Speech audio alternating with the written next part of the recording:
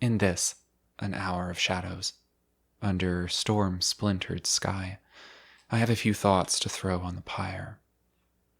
Our entire global order, as well as our historical and living consciousness of it, is set to continue to change drastically and by force, as we've already seen. There is no clear way forward that is graspable by the pacified agents of American liberal democracy.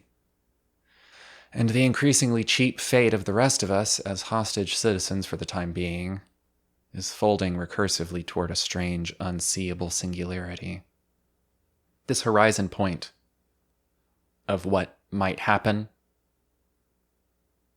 of what might result of all of this, this point seems to lie beyond any analysis or prescient means that we have, though we can imagine all kinds of events or potentials, and there's not any shortage of accurate predictions out there, accurate assessments of parts. This is the part of the whole syndrome. Evidence is far too clear and vast as to be overdetermined, but negatively. Nothing means anything, and everything means everything. Opportunity itself comes to seem unlikely. Not just economic opportunity, but opportunity of potentials. They said it themselves. The zone is flooded with shit. Shit tends to linger and seep. It tends to remain shit where it lands and not suddenly become something else. A grand measure of the world's will might seem to indicate a profound tilt in the direction of gibbering, demented evil. Granted, there are far more victims than accomplices, than perpetrators. But in terms of concerted effort, there's an awful lot of man-hours in play, and the kind of wealth that, converted to bullion and jewels, would perhaps finally crush its hoarders beneath its weight. I used to say to friends all the time, though it becomes less and less necessary, there are people that go to work diligently, that are hell-bent on making that effort pay off to them with the end of everything that we hold dear. There is diligent evil, in other words, and a passive good cannot withstand, and seemingly an active good struggles to accumulate or direct itself, and I feel that same kind of diffusion, risk of diffusion. The gravity sink thus created between these 2 points is a powerful and fury-inducing phenomenon, the struggle to accumulate. And that's bad. Massive multi-system failure and intense concentration of power tend to be bad and do not tend to suddenly become good. I feel the risk for a lot of this to just be preaching to the choir.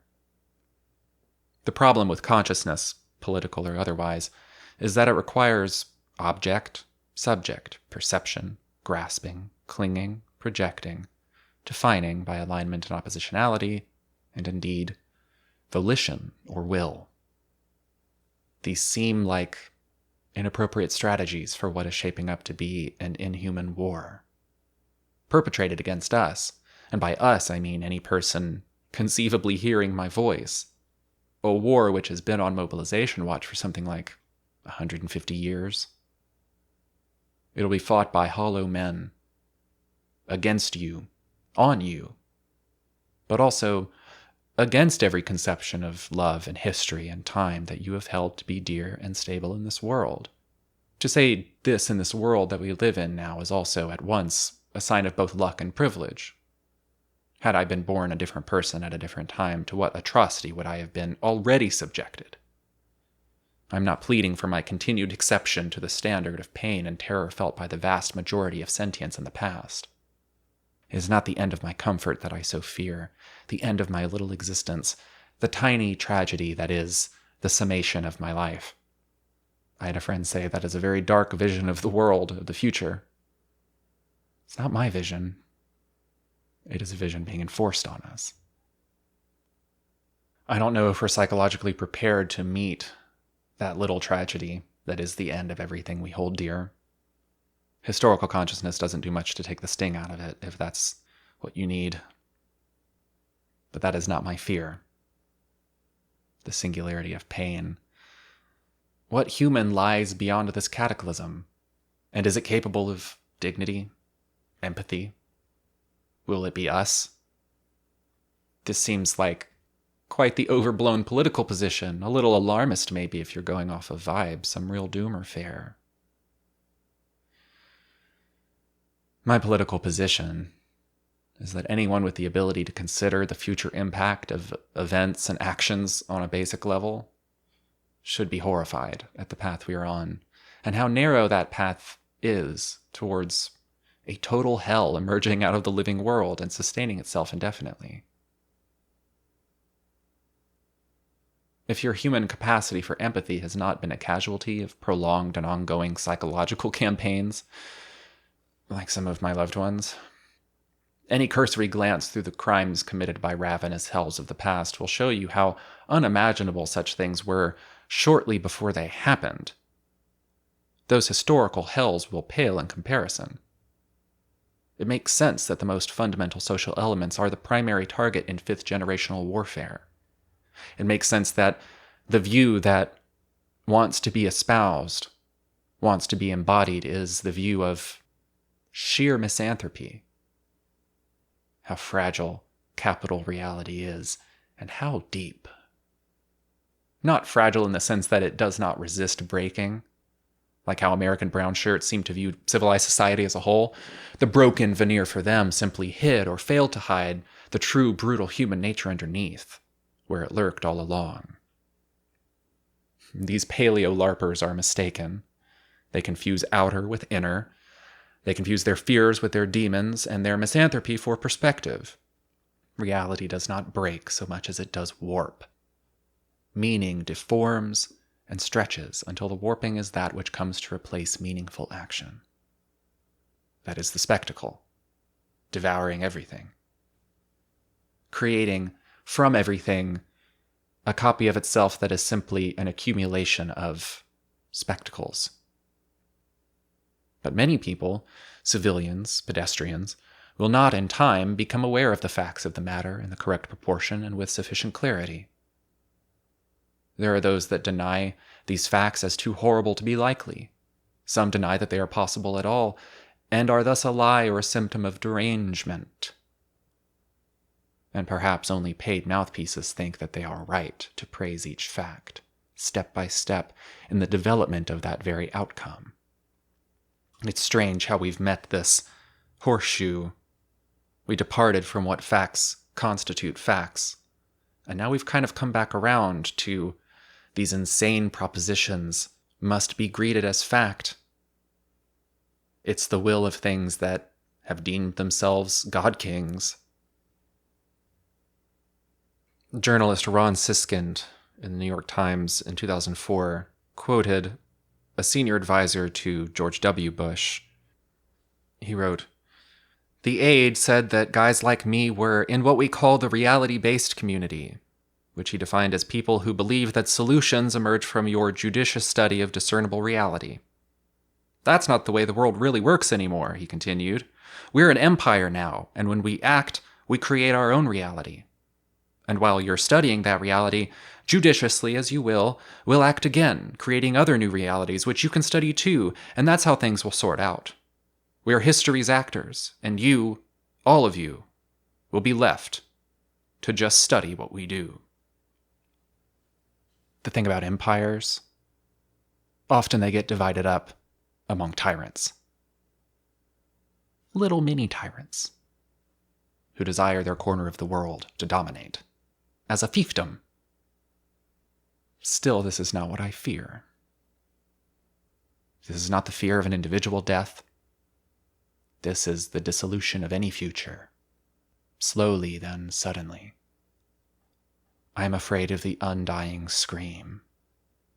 I fear the cloud of darkness immeasurable, that all too fiction era fell at the losing end of the typhoon struggle. Her eyes remained opened, but they no longer saw this place. She jerked abruptly and began to tremble like a small creature dying. She would carry with her forever afterwards the clear sights and sounds and smells. The seeking machines would be there.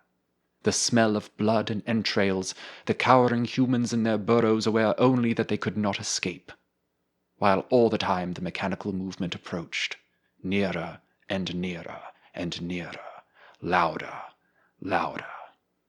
Everywhere she searched, it would be the same. No escape anywhere. What fiction? Incidentally, the term apocalyptic literature does not academically refer to works about the end of the world, but can be understood as works containing revealed knowledge, revelations, which tend to criticize dominant powers by projecting their descent into a fantastical and often divinely ordained future. This is prophecy, the speaking on behalf of a communed outer god, as opposed to divinatory telling of the future. We have seen deployment of nightmarish, infrasonic weapons. We have seen cities turn to rubble and glass. I wonder when the laser guns will come into play.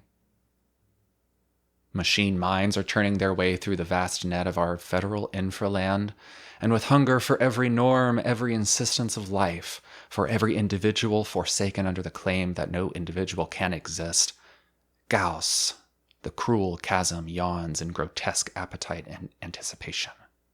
Its spirit invoked with a shit-eating grin and an arm thrust and maniacal chanting. But this and the many claims of whatever name beyond name brand evil we face, their claims against life are not completed.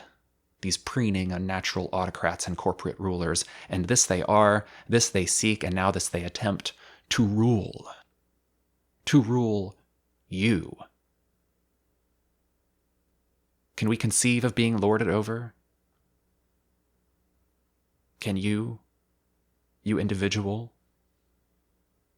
We are morally gray domesticants. Can we common beasts? Maybe if you've been locked up before. Maybe if you've lived under an autocracy before. Give me a hear, hear. Would the rest recognize a yoke upon us? Or a barbed goad which we have only seen as a phantom thing, as a prop toy?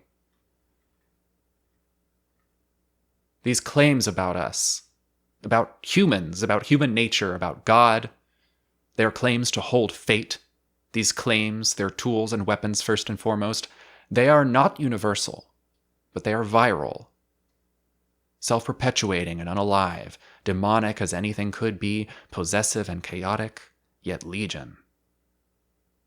Where are the antibodies? Where are the purifying of our hearts? Is this a flaming sword I see before me?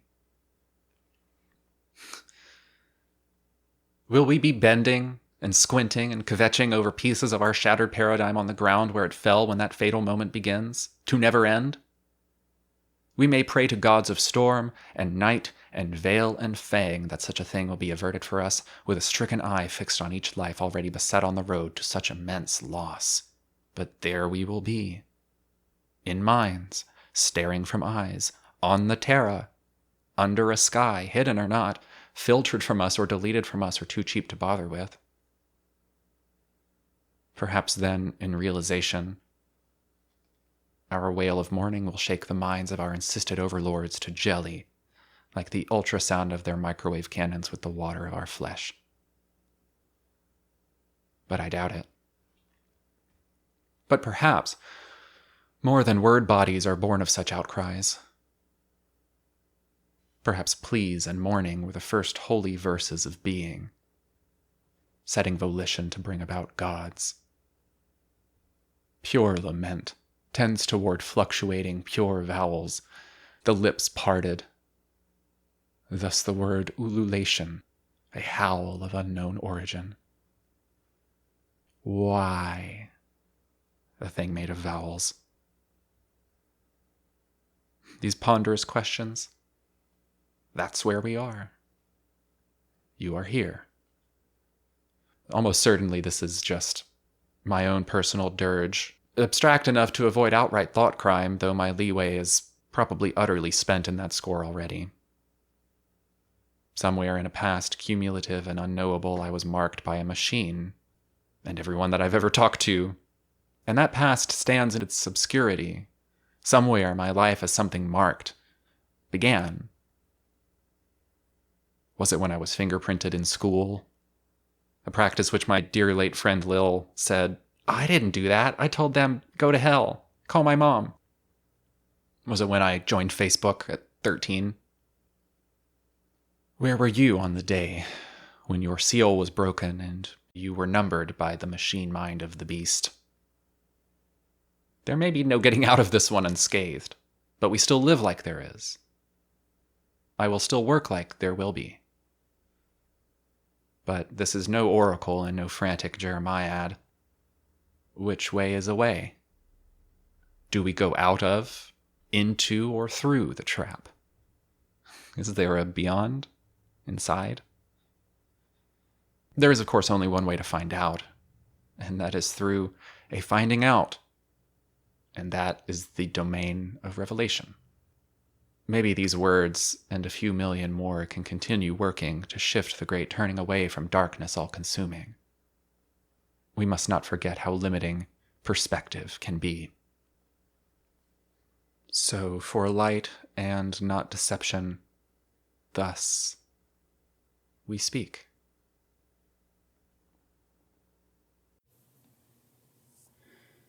Yanim mano, yanim vakon, yanim shotanim.